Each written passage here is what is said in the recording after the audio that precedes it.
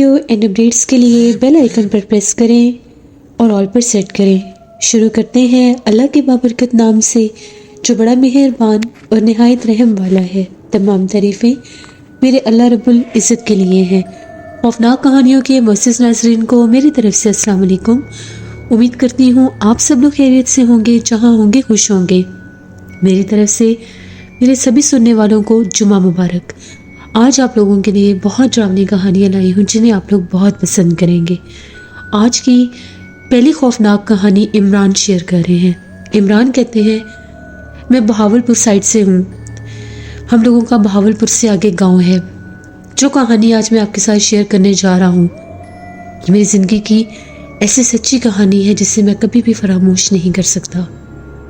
आज से 12 साल पहले जब मेरी शादी हुई तो मेरी मिसेस को उनके जो पेरेंट्स थे उनकी तरफ से ज़मीन का कुछ हिस्सा भी मिला।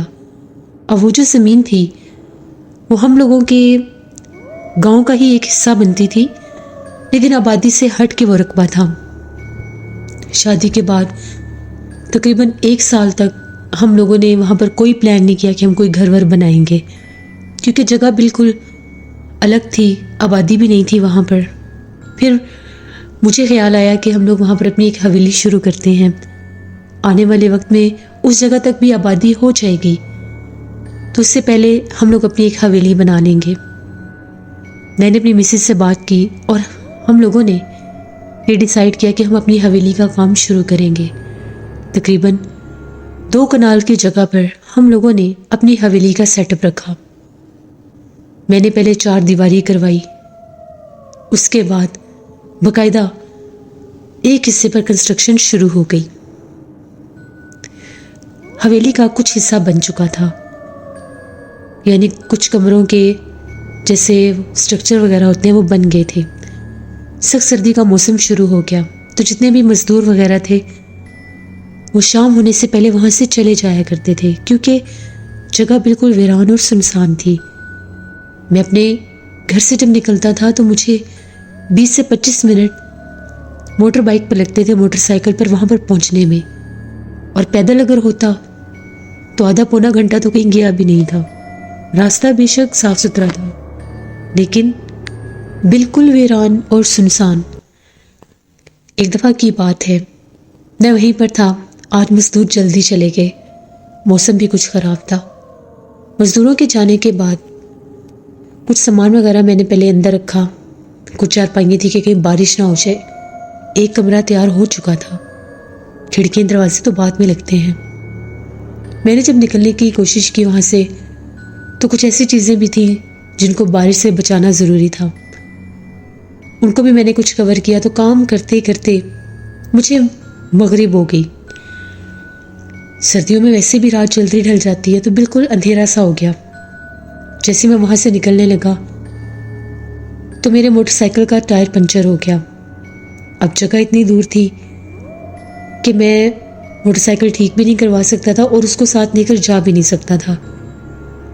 मैंने सोचा अब जो होना था वो तो हो गया, अब यहाँ से निकलता हूँ घर की तरफ, देखते हैं फिर क्या होता है। मैंने मोटरसाइकिल भी अंदर खड़ा किया, हवेली को लॉक किया और वहाँ से निकल पड़ा।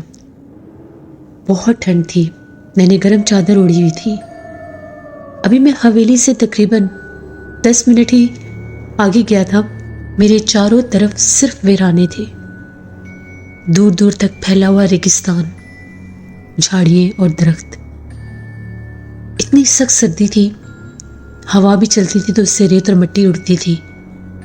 मैं आराम आराम से जा रहा था और मेरे पास एक टॉर्च था। तभी मेरे कानों के साथ ढोल बजने की आवाज़ टकराई, जैसे कोई ढोल बजा रहा है और बिल्कुल पास ढोल बजा रहा है। मैंने जो ही चारों तरफ देखा, मुझे ना तो लोगों की कोई आवाज़ सुनाई दी और ना ही कोई क्राउड, कोई रश महसूस हुआ, लेकिन कोई ढोल बहुत ऊंची आवाज़ में बजा रहा था। मैंने सोचा मुझे तो यहाँ पर आते हुए इतना अरसा हो गया, ना मुझे कभी कोई इस तरफ आता दिखाई दिया है। यहाँ तक कि वो लोग भी वहाँ पर नहीं आते थे जिनकी वहाँ पर ज़मीन या रकबा था। तभी मैं क्या देखता हूँ, दूर वीराने में जैसे वो ढोल की जहाँ से आवाज़ आ रही थी, आवाज़ करीब होती गई, जैसे कोई ढोल बजाता हुआ चलता हुआ आ रहा है। मैं खड़ा हो गया कि ये कौन है जो ढोल बजाता हुआ चलता आ रहा है। तो क्या देखता हूँ, मुझसे कुछ ही फासले पर जैसे कोई आदमी बैठा है। बड़ा भारी भरकम उसका वजूद था। काफी बड़ा ढोल उसके आगे रखा हुआ था। काफी लंबे उसके बाल थे जो उसने चेहरे पर गिराए हुए थे। सर नीचे करके वो ढोल बजा रहा था और देखने में ऐसे लग रहा था कि जिस तरह से उसके बदन पर कमीज नहीं है। इतनी सर्दी में ये माजरा बड़ा अजीब था। मैं गौर से इसको देख रहा था। ना चाहते हुए भी मेरे मुंह से निकल गया कि तुम कौन और यहां पर ढोल क्यों बजा रही हो इतनी ठंड में। इतने ऊंचे ढोल की आवाज में भी शायद उसको मेरी आवाज सुनाई थी। एकदम उसने ऊपर देखा, ढोल बजाते बजाते उसके चेहरे से जैसे बाल थोड़े से पीछे हटे। अस्तगफिरुल्लाह, वो कोई इंसान नहीं था। उसकी पेट तक निकली हुई जुबान थी और आंखें ऐसी थी जैसे उनमें आग दहक रही है। बस ये देखने की देर थी। फिर मुझे नहीं पता मैं कहाँ पर हूँ और कहाँ पर नहीं। मैं कितना भागा, मैं कहाँ तक भागा, मुझे ये भी नहीं याद। मेरी आंख खुली तो पता चला मैं अपने घर में हूँ। मैं खौफजदा होकर चारों तरफ देख रहा था। घर वालों ने बताया कि आप गांव के थोड़ा ही आबादी से दूर बेहोश मिले थे। आज 2 दिन के बाद आपको होश आया। हम सब बहुत डरे हुए थे। शहर से डॉक्टर को भी लेकर आए और हकीम साहब ने भी ये कहा कि आप जिंदा हैं लेकिन बेहोश हैं। क्या हुआ था? अम्मी, अब्बू, मेरी मिसेज सब मेरे पास थे। मैंने उनको वो माजरा बताया। सब बड़े हैरान परेशान कि ये कैसे मुमकिन है। सबको पता चल गया था कि वो कोई इंसान नहीं, कोई जिन था। कुछ दिन के लिए अब्बू ने कहा कि हवेली की तरफ मत जाना। 10 दिन गुजर गए, मैं हवेली की तरफ नहीं गया। 10 दिन के बाद मैं कुछ नॉर्मल होने लग गया। वो खौफ, उसका चेहरा, वो ढोल की आवाज़, मध्यम सा हो गया सब कुछ। तो मैंने अब्बू से इजाज़त ली कि मुझे अब हवेली पर जाने दें, बहुत टाइम हो गया। अब्बू ने भी इजाज़त दे दी। कितने दिनों में कुछ भी नहीं हुआ तो अब ये चला जाए।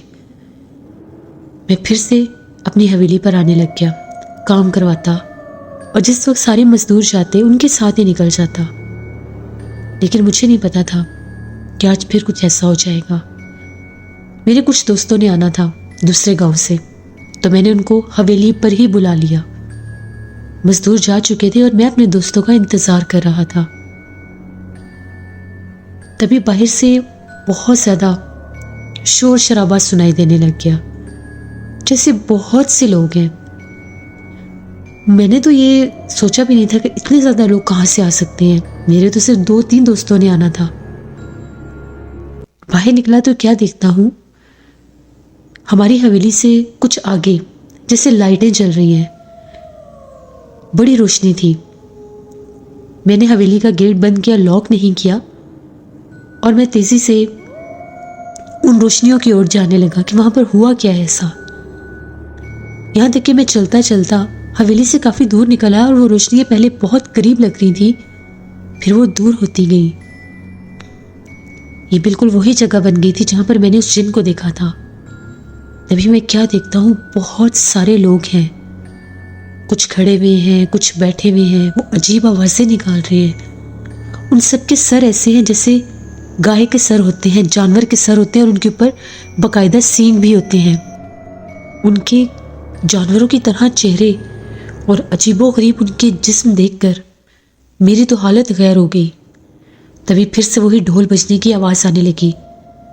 तो मैं क्या देखता हूँ कि वही जिन जिसे मैंने देखा था, उस जैसे 4-5 और एक ही जैसी शक्लें, एक ही जैसे वजूद, वो उसी वीराने में बैठे ढोल बजा रहे थे। और उनके आसपास ये जिनके जानवरों की तरह सर, गाय की तरह सर और चेहरे थे, आंखों से अंगारे निकल रहे थे जैसे कोई जश्न हो रहा है। मैं बहुत करीब नहीं था लेकिन मैं उनको देख सकता था। मेरे पास टॉर्च था। बस ये सब देखने की देर थी। मैं भागा वापस हवेली। मैं बहुत डरा हुआ था। जो ही मैं हवेली गया, मैंने कमरे में जाकर खुद को बंद कर लिया। अल्लाह से मदद मांगने लग गया कि पता नहीं यहाँ पर क्या होने वाला है और क्या नहीं। इतने में एकदम से दरवाजे पर दस्तक हुई। बहुत जोर से कोई दरवाजा खटखटा रहा था। मैं तो पहले खौफजदा था। मैंने पूछा कि कौन है बाहर। मेरे दोस्त थे। मैंने जल्दी से दरवाज़ा खोला। मेरे तीनों दोस्त आ गए। मेरी हालत देखकर वो घबरा गए कि मुझे क्या हो गया है। मैंने उन लोगों से पूछा कि रास्ते में कोई जश्न देखा है तुम लोगों ने? उन लोगों का कहना था नहीं, हम लोग तो गांव की आबादी की तरफ से ही आ रहे हैं। मिट्टी बहुत उड़ी हुई थी यहाँ पर, जैसे कोई बहुत ज़्यादा कोई गाड़ी गुजरती है तो एक मिट्टी और धूल उड़ती है, और दूर जैसे कोई ढोल बजने की आवाज़ आ रही थी। मैंने उनसे कहा कि वो जा चुके हैं। वो लोग कहने लगे क्या मतलब, कौन जा चुकी है? मैंने उन्हें कहा कि यहाँ से जल्दी चलो, इस वक्त हमारे यहाँ पर रुकना ठीक नहीं है, हमारे घर चलो, वहाँ पर जाकर सारी बात करते हैं। अभी ये बात कर ही रहे थे, फिर से ढोल की आवाज़ आई। मैं डर गया और मैंने उनको ये कहा अंदर कमरे में आ जाओ। मैं इतना खौफजदा था कि मैं उससे वहाँ से भागना भी नहीं चाह रहा था कि मैं बाहर निकलूँगा वो जिन मुझे फिर नजर ना आ जाए। आप यकीन करें, वो लम्हा, वो टाइम, मैंने अपने दोस्तों को कहा कि ये कोई इंसान नहीं बचा रहा, ये एक जिन है, और मैंने भी जिन्नात का जश्न भी देखा है। ऐसे लग रहा था वो ढोल हमारे सहन में, मेरी हवेली के सहन में कोई बजा रहा है, इतनी ऊंची आवाज़ थी। मेरा एक दोस्त था, वो बहुत निडर था, बहुत बहादुर, यहाँ तक कि वो जिन्नात से भी नहीं डरता था। बाहर निकला तो क्या देखता है कि बहुत काला स्या एक आदमी, इतना काला उसका कलर था कि जैसे कोई काला कपड़ा होता है, दीवार पर बैठा था एक बहुत बड़ा ढोल लेकर। जुबान मुंह से बाहर निकली हुई थी और वो ढोल पीट रहा था। मेरे दोस्त ने जाते साथ लाइटर निकाला और जैसे उसने वो आग निकाली, लाइटर जब जलाया तो उसका फ्लेम बाहर निकला, तो वो चीज़ उसी लम्हे वहाँ से गायब हो गई। मेरे दोस्त ने कहा कि यहाँ से निकलो, इससे पहले ये मखलूक हम लोगों के ऊपर हमला कर दे। वो लोग गाड़ी पर थे, उनकी गाड़ी में ही मैं बैठा, बाइक वहीं पर छोड़ा, हमारे घर पहुंचे। घर आकर मैंने ये बात अपने घर वालों को बताई। वो बड़े परेशान। वो मेरा दोस्त जो था उसने ये कहा कि मेरे ऊपर अल्लाह का ख़ास करम है, बतफैलो प्यारे आका हजूर पाक के, मैं इन मखलूक़ात से बिल्कुल भी नहीं डरता। ये अल्लाह की मखलूक है और हमारे एक पीर साहब भी हैं, उन्होंने मुझे हिफाजत का एक तावीज़ भी दी है, लेकिन मैं इनसे डरता भी नहीं हूँ। ये मुझे जिन्नात जहाँ पर नज़र भी आते हैं, मैं अल्लाह का नाम लेकर, प्यारे आका का नाम लेकर मैं वहाँ पर भी चला जाता हूँ।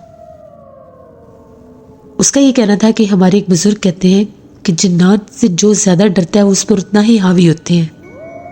मैंने उससे ये कहा कि जो भी है, इनसे डरना बनता भी है। मैंने उसका चेहरा अकेले में देखा है, वीराने में देखा है, मैं इसलिए उससे बहुत डरता हूँ। उसके बाद उसने कहा कि एक दफ़ा उनके डेरे के ऊपर, कहते हैं कि औरत के रूप में मैंने एक चुड़ैल को देखा था रात के वक्त, हम लोगों के खेत में, जिस जगह के ऊपर, वो कहते हैं कि हम लोगों ने जानवरों को और वो कौवों को भगाने के लिए वहाँ पर एक पुतला सा लगा देते हैं। तो कहते हैं एक दफ़ा पानी लगा रहे थे तो क्या देखता हूँ, एक तरफ भी वो था, दूसरी तरफ भी वो था, और जो दूसरी तरफ था वो कोई औरत नुमा मखलूक थी जो उसका रूप लेकर खड़ी थी। कहता है कि मैं डरा नहीं, मैंने कुल्हाड़ी उठाई और मैं भागता हुआ उसकी तरफ गया उस पर वार करने के लिए। उसी टाइम एक चीख गूंजी और वो गायब हो गई। कि वो कहता है कि जो पुतला हम लोगों ने लगाया था वो बिल्कुल इतना बड़ा नहीं था, और ये जो बनकर खड़ा था इसका सर भी बहुत बड़ा था और इसकी टांगे भी बहुत ऊंची थी, जिस पर उसको पता चल गया कि ये कोई और मखलूक है। उसके बाद अब्बू ने सख्ती से मना कर दिया कि ना तो वहाँ पर हवेली बनानी है और ना ही वहाँ पर आबाद होना है। बाकायदा हम लोग एक बुज़ुर्ग को लेकर गए, उन्होंने हवेली का विज़िट किया। उनका ये कहना था हवेली में फ़िलहाल किसी भी मखलूक का बसेरा नहीं है, लेकिन इसके आस पास के जो वीराने हैं, बिलखसूस वो रास्ता जहाँ पर वो जिन रहता था, उसका कोई ठिकाना था या उनकी कोई गुजरगाह थी, उनका ये कहना है कि यहाँ से उन जिन्नात का पूरा कबीला गुजरता है और बाकायदा उसी वीराने में उस जिन का बसेरा भी है जो ढोल बजाता है। और उस रात जो मैंने देखा था वो एक जश्न था, जिन्नात का जश्न। फिर मेरे अब्बू ने कहा कि हमें वो हवेली कंटिन्यू नहीं करनी। आज भी वो हवेली मेरी वहीं पर है, सिर्फ उसके 2 कमरे बने हैं जिनको कोई दरवाज़ा खिड़की नहीं लगी। बाकी नक्शा पूरे घर का जैसे वो स्ट्रक्चर खड़ा हुआ है। अब मैं इसी इंतज़ार में कि जब वहाँ पर बाकायदा आबादी होगी इन वीरानों में भी, तो फिर मैं वहाँ पर अपना घर बनाऊँगा इंशाल्लाह। तो ये मेरी एक कहानी थी जो मैंने आपके साथ शेयर की। बहुत शुक्रिया इमरान आपका। जिससे ये थी आज की खौफनाक कहानी। अपना फीडबैक मुझे ज़रूर दें, आप लोगों को कैसी लगी। आप लोग भी अपनी खौफनाक कहानी शेयर कर सकते हैं डिस्क्रिप्शन बॉक्स में दी गई ईमेल आईडी nushirmik57@gmail.com पर। इसके अलावा आप लोग मुझे कमेंट बॉक्स में भी स्टोरी शेयर कर सकते हैं। हॉरर स्टोरीज उर्दू पर भी मैं स्टोरी ऑन एयर कर रही हूँ, उसको भी विजिट करें एंड सब्सक्राइब करें। अपना बहुत सा ख्याल रखिएगा, अपनी ढेरों दुआओं में मुझे, मेरी फैमिली, मेरे पूरे पाकिस्तान को याद रखिएगा। Thank you for listening my stories. Stay blessed. अल्लाह निगहबान।